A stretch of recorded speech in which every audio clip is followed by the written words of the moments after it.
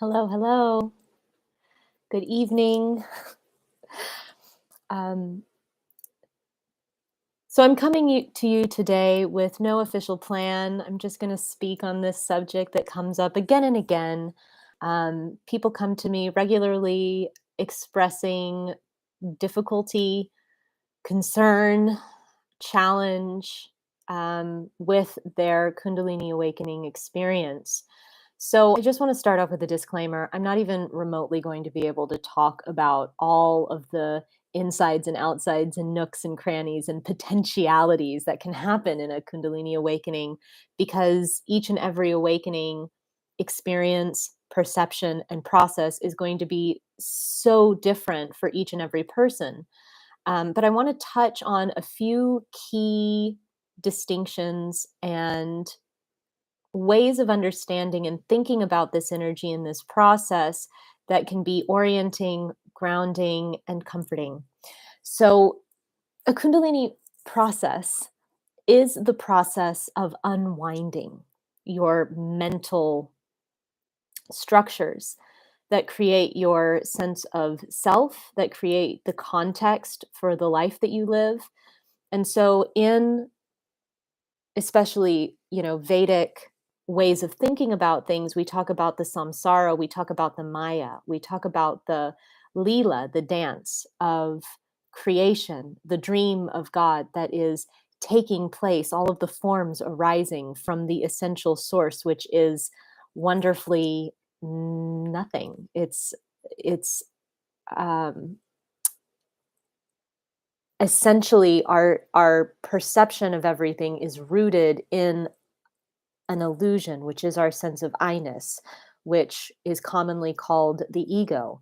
And we can think about the ego in terms of it's a knot or it's a granthi that ties our sense of self to this body, to this form. It ties our sense of I-ness to the memories and the conditions and the concepts that we hold about who we are, the labels, the jobs, the roles that we have assumed make us who we are. And so in a Kundalini awakening process, in the process of spiritual emergence, that granthi, that knot that is essentially and fundamentally illusory. And why do we know that it's illusory? Because it can be dissolved.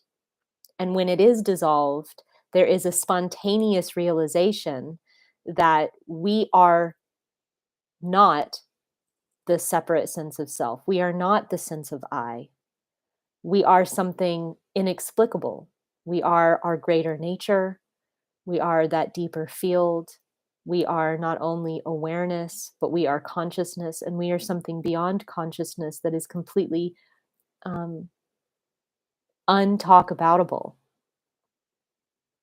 And so when this granthi, this fundamentally illusory sense of the separate self is unwound and fluidified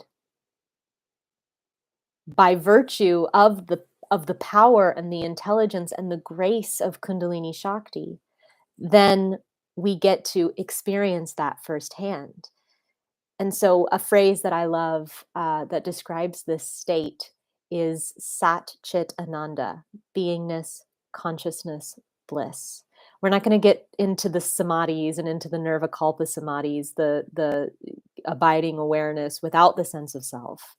Um, but we can allude to the gift and the ultimate fruits of a mature energetic spiritual process as being in a more or less continually becoming more and more stable state of beingness, consciousness, bliss, equanimity, oneness with everything.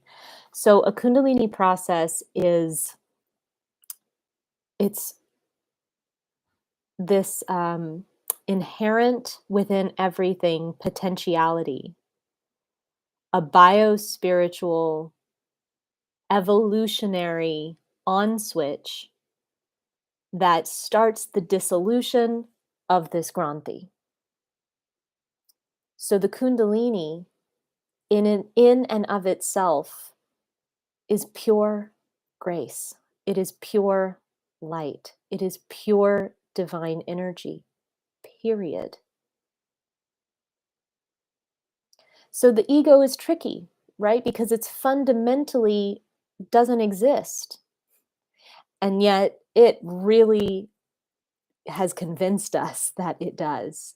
And so, so much of our anxiety, so much of our fear, so much of our depression, so much of our existential dread, so much of our scarcity, so much of our clinging and our aversion and our attachment and our striving and all of the things that cause suffering is sort of built upon this subconscious knowledge that the you that you think you are, doesn't fundamentally exist.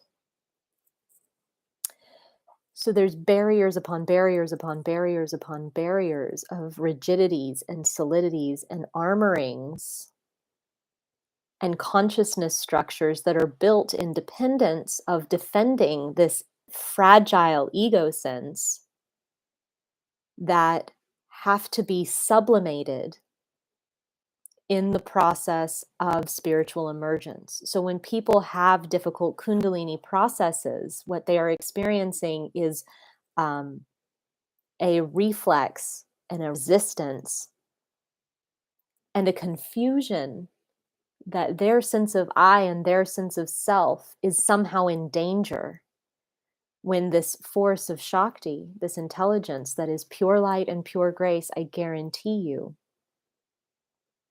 comes into contact with this ego structure.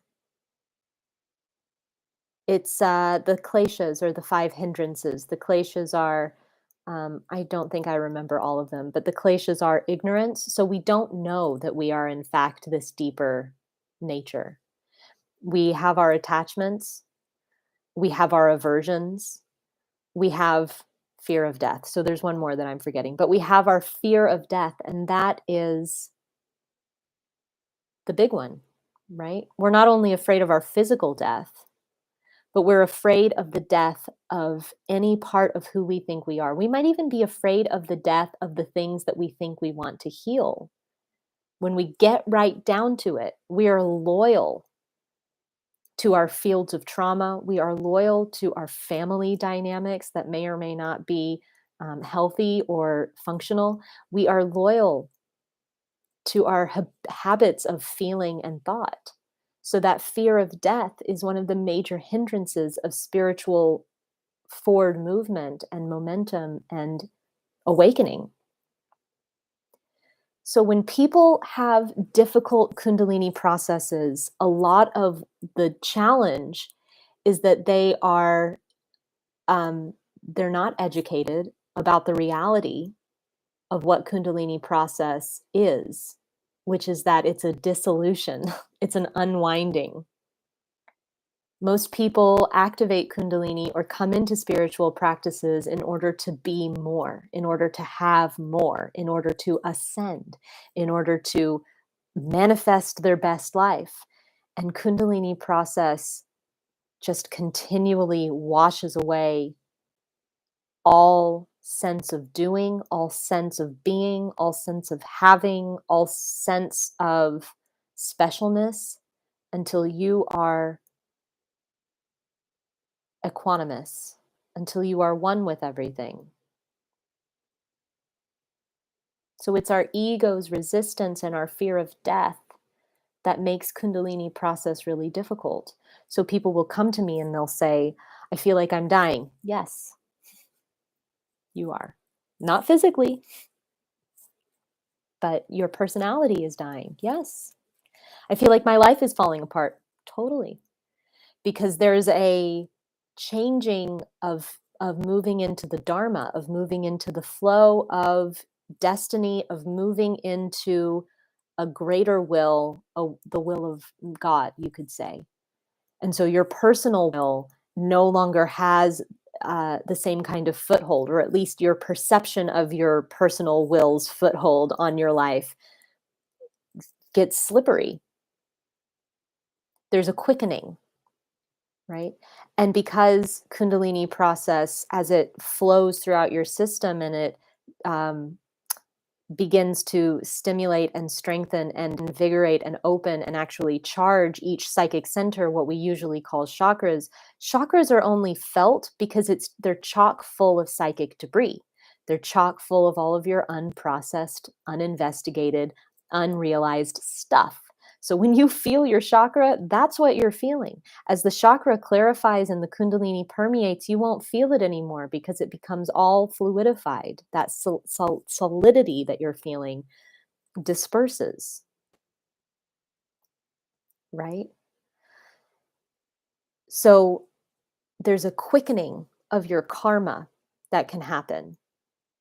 And as there's changes to your energetic structure and there's changes on the inside, necessarily there's going to be changes on the outside in the energetic structure of your life circumstances. So if one is very, very attached to money and success and status, for example, a Kundalini process might reorient that person and all of their will and all of their effort and all of their energy that was maintaining an outwardly very successful life begins to be internalized in order to facilitate this deeper process. So we have a finite amount of energy. If we're now in a more internal process, then that which was maintaining the outer success isn't available anymore. So there will be changes, and our ego and our conditioning and our programming judges this change as something negative, but it is actually according to a higher order.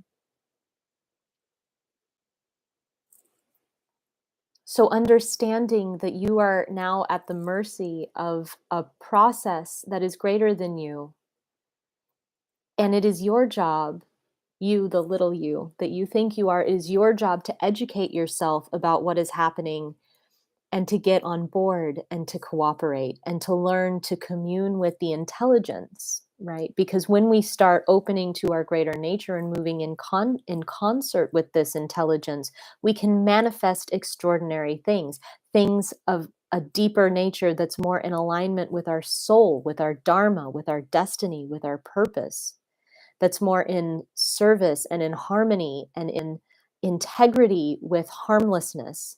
Um, and so, what will start to happen is, in some respects, it can be thought of as the cultivation of virtues, starts to be imperative because Shakti, Kundalini, increases your awareness. It is the power of awareness herself. So you become more aware. You become more aware of possibilities, of higher ideals. You become more aware of all of the extraordinary things that we aspire to be close to and in connection with and to embody in our spiritual practice. But you also start to become aware of all of the things that are out of integrity with this imperative that goes beyond your own ego and your own will,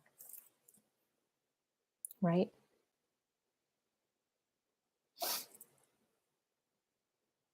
And so you start to have a conscience that's louder. You start to be unable to inflict pain and harm as much because as this sense of separate self begins to dissolve, you start to notice that any harm done seemingly outside to an outside entity is just being done to you. And these are huge shifts in ways of behaving and thinking about the world that you have to reconcile in order to have a more peaceful experience of Kundalini emergence. So that's a little bit of conceptual framework that might be of assistance. And I want to talk about how you can do things that are very practical to aid yourself. One of the things is get in the habit of practicing inquiry.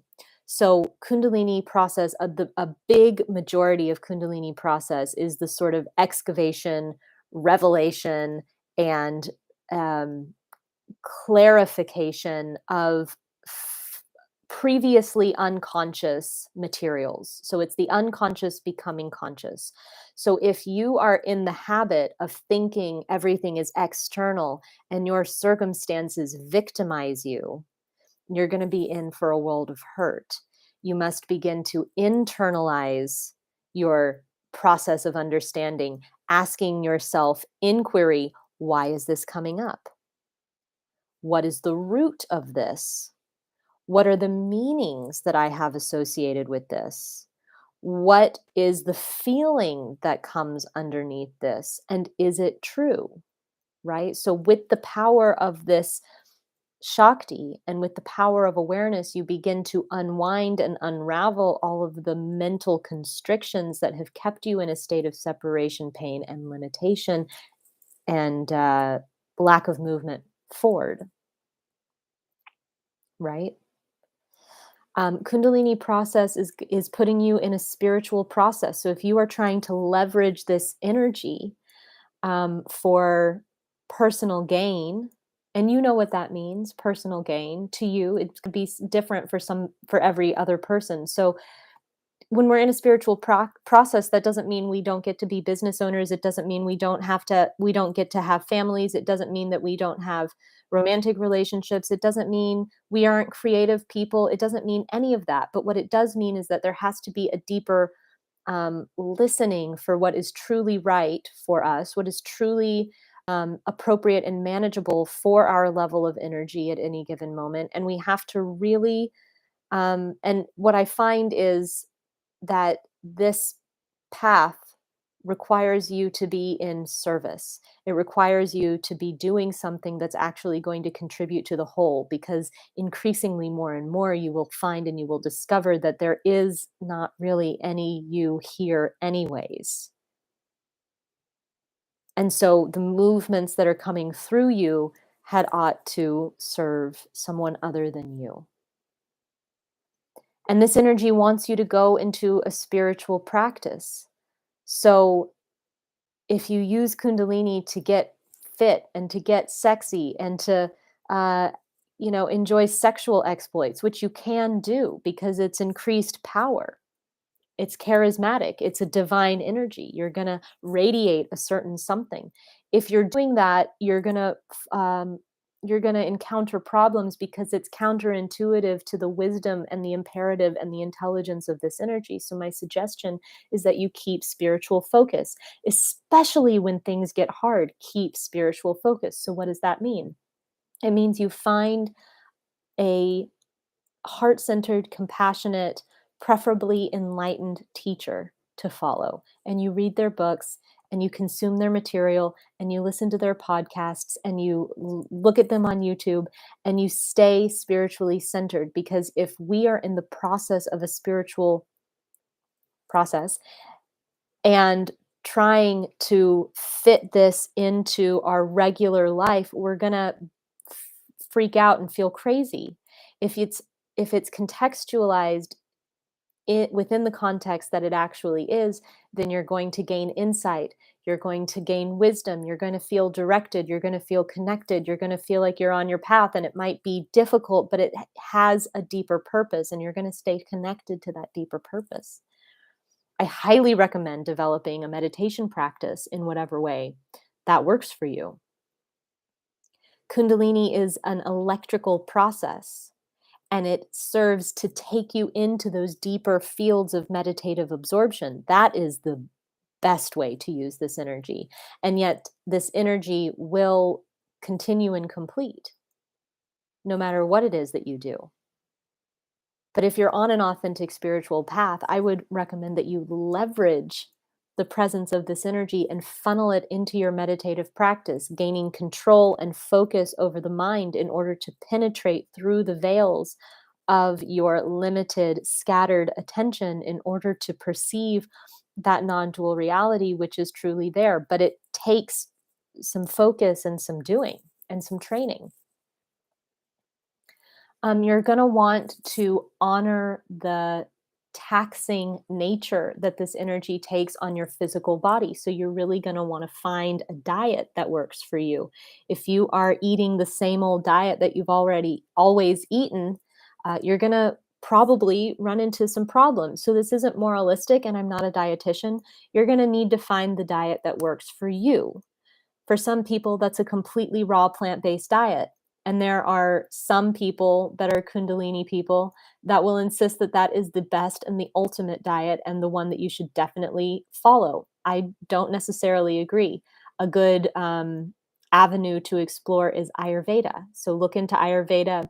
If you can, you should consult with an Ayurvedic practitioner who can give you an assessment and assess your doshas and help you to find a nourishing, balanced diet that's going to be wholesome and help even you out. Um, Another thing is the kriyas. People have really a lot of difficulty with the kriyas. So kriyas are spontaneous movements. It could be a physical kriya where the physical body moves spontaneously, but it can also be mental and emotional kriyas. And the key to dealing with a kriya is to first of all know that it's normal and know that it's there um, for you. It's part of the process. And when a kriya arises, it is optimal if you can give yourself to the kriya. So famously, it's really difficult to hold a normal job when you are in Kundalini process. And I know that that can bring up all sorts of fear and it's not a an easily surmountable reality. But this, but it also serves to remind us ourselves that the way that our lives are geared around work is not natural, but this process is. So I don't have a solution for you. We have to participate in the work reality of life in whatever way that we do in order to sustain our livelihoods. But if you find that you're having these movements and they might be blissful and they might be ecstatic and they might send you into divine places, they might take you out of your body, or they might be extremely painful and existentially annihilating and really dark and really horrible. If you can, give yourself time and space to move through the kriyas. So because so many people that I speak with have a day job, what they find is the kriyas start once they lay down, and then they can't sleep because they're experiencing the energetic movements and the physical movements. Well, that's because the energy and your body and your system have just been waiting, standing by to take this movement. And they'll take it whenever it is that you give it to them. So my recommendation is do your damnedest, do your absolute best to find as much time as possible to sit down in repose, in quietude, to allow these kriyas to happen. And the attitude that you have with the kriya is you observe it. Because what's happening is the Shakti is unwinding these impressions from your field. So you don't need to latch onto it. And so you must remember that visions and insights and all of this phenomena, yes, it can be very encouraging because it's wonderful to witness um, things beyond the normal consciousness. But remember that these are all subconscious impressions. And the purpose of a Kundalini process is that you are unwinding and fluidifying and dissolving all of the subconscious material in your field. So there's never any reason to latch on to a vision or to make it mean anything. You just stand in observation. Um, so this is some of what you might experience in a common Kundalini process. Of course, there are so many other contingencies, um, and there's more immediate, more concentrated Kundalini processes. So some Kundalini processes go on for a few months, a few years. Some last a day and then they subside. So that's a Kundalini release. It's not an ongoing process. and then it will return to dormancy.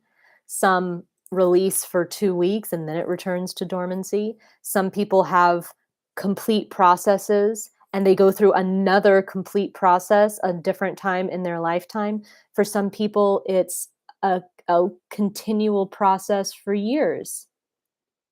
For some people, it ends in turiya, in enlightenment, in non-dual consciousness that's stable. For others, it's a series of personal developments, but they never get to that quote unquote pinnacle.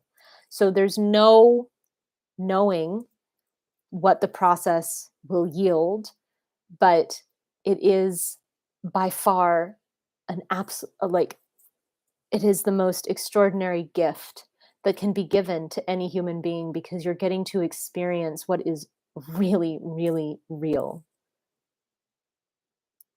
and what is beyond the temporal illusion of this samsara, of this maya.